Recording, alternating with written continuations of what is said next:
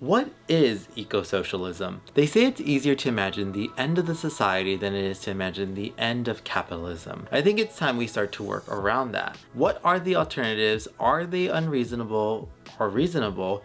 What does this new future actually look like? I covered the topic in my Wellbeing Economic Alliance video, but I want to come back and do a little deeper dive into the niche idea that I see that is going on. So what exactly is ecosocialism? My name is Isaias Hernandez, and this is Queer Brown Vegan. My platform is to bring you environmental education that's focusing on intersectional issues rather than ignoring them. If you like what you see here, be sure to like, comment, and subscribe because it helps me grow my channel and bring you more educational content. Ecosocialism probably needs a new name right off the bat. I think there are so many negative connotations, at least in the US, with socialized services. But what we're really getting at is the two parts. One being is that something that a public-owned utilities and services, so not using businesses or critical infrastructure as a means to make some people rich, but as a way of providing things at the highest possible quality to the most amount of people for the most reasonable cost. The second is ecological foundation. The current reality of capitalism is explored by scholars for years now, and that is currently incompatible with the ecological limits and has no incentive to stop, nor will it ever be forced to stop until these ecological limits are surpassed and the systems fail. Now, this is what we don't want to happen, but for all of us alive now,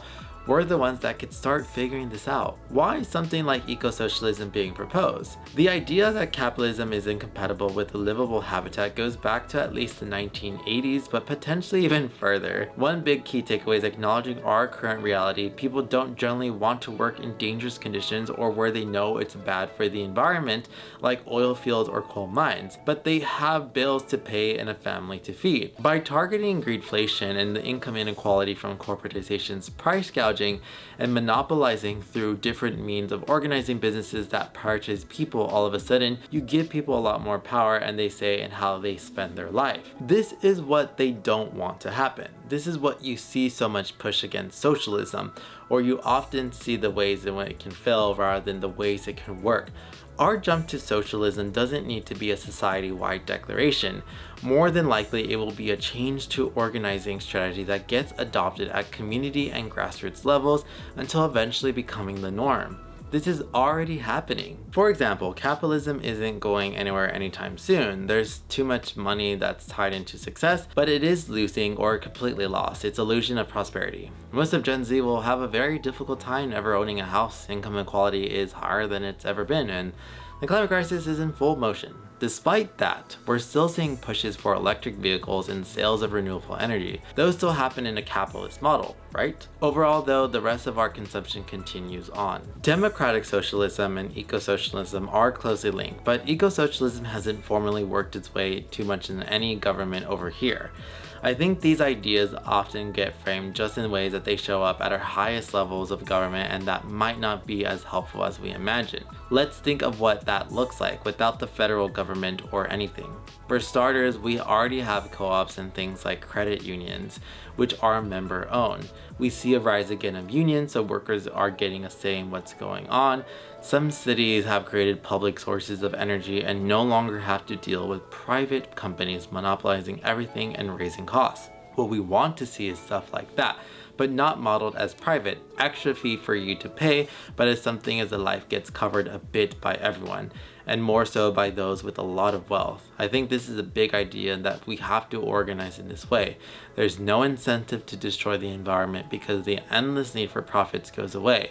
We establish security, safety, and well-being within a supportive and tightly knit social organizations, and this can be modeled in ways it already is, and it doesn't always work, but neither has capitalism. So I predict that we're going to get much more explorative when it comes to our options in the future and how we have to start building now. Well, that's a lot to sit on, and it's really only a brief primer, but I wanted to make sure to assure people that it's not really that radical.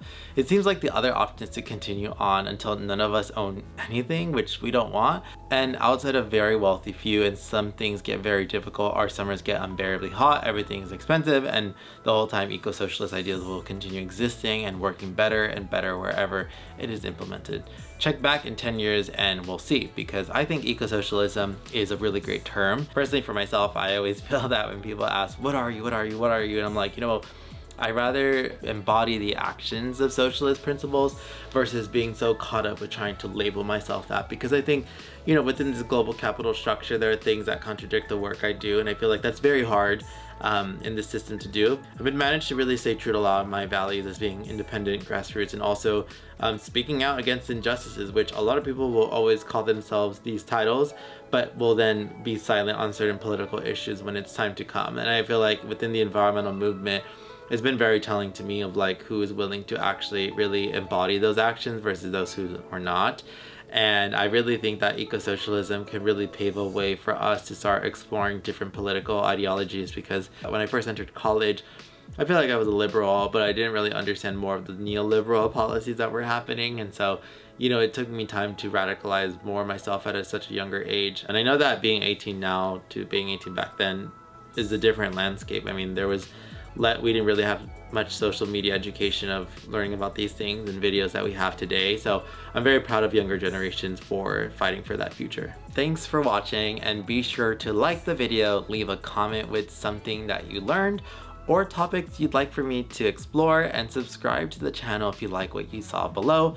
Let me know your thoughts on ecosocialism.